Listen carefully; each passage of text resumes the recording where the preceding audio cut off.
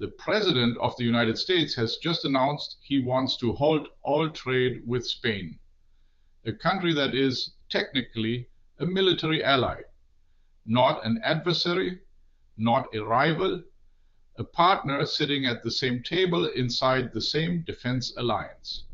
From Berlin, this is the moment the word alliance quietly loses its meaning.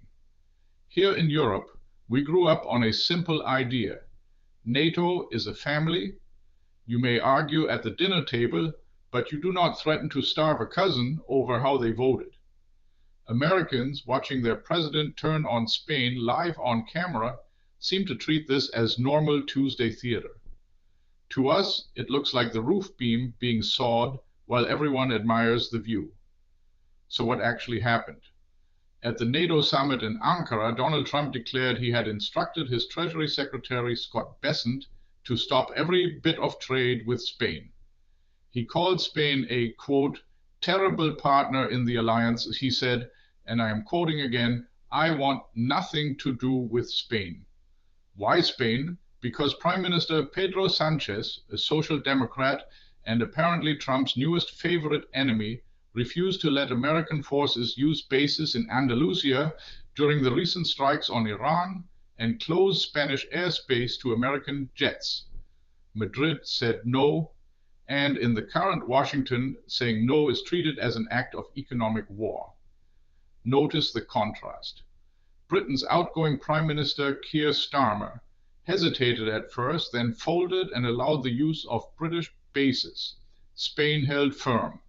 One got a pat on the head, the other gets its economy threatened. The lesson Europe is meant to learn here is not subtle. Obedience is rewarded, sovereignty is punished, and Spain was not the only target. In the same press round, Trump announced the end of the ceasefire with Iran, casually, the way one might cancel a lunch reservation. He also revived the American claim to Greenland, the Danish island in the North Atlantic that Washington apparently still considers available for purchase.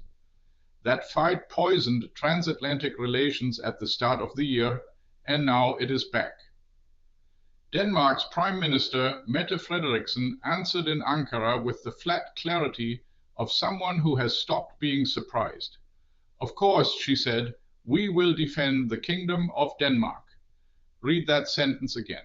A NATO member is publicly reassuring its people that it will defend itself from a threat implied by another NATO member.